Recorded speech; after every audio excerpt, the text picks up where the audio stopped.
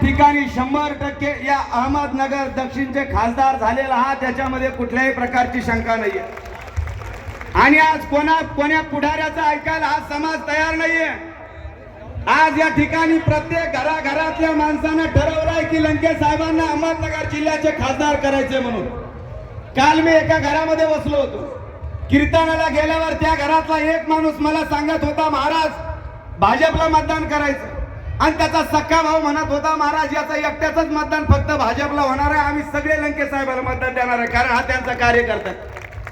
एका घरामध्ये 10 माणसं असतील तर 9 माणसं लंके साहेब तुमच्या पाठीमागे आहेत, म्हणून अजिबात घाबरायचं नाही। येणाऱ्या इलेक्शन ज्या दिवशी मतमोजणी होईल त्या दिवशी मताचं गणितही मोजलं जाणार नाही, एवढ्या मतानं निलेश लंके साहेब या अहमदनगर जिल्ह्याचे खासदार होणार आहेत। आणि म्हणून गेली 5 वर्ष आमदार झाल्याच्या नंतर या अहमदनगर जिल्ह्यासाठी जे आपण काम केलंय, महाराज हा जय जयकार कुणाच्याही नशिबामध्ये नाहीये।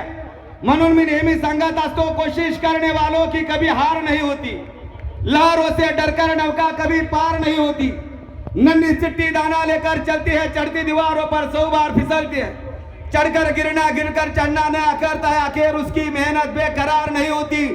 कोशिश करने वालों की कभी हार नहीं होती, कुछ किए कि बिना जय जयकार नहीं होती।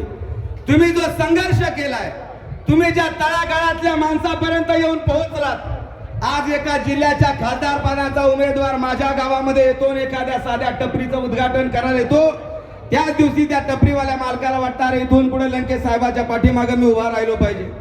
आणि म्हणून या सर्व समाजाचे आशीर्वाद आपल्या पाठीमागे आहेत। जास्त वेळ मी आपल्या बरोबर या ठिकाणी बोलणार नाहीये, म्हणून पुन्हा एकदा माझ्या अखिल भारतीय वारकरी मंडळ जिल्हा अध्यक्ष या नात्यानं मी लंके साहेबांच्या या भावी वाटचालीसाठी खूप खूप शुभेच्छा देतो।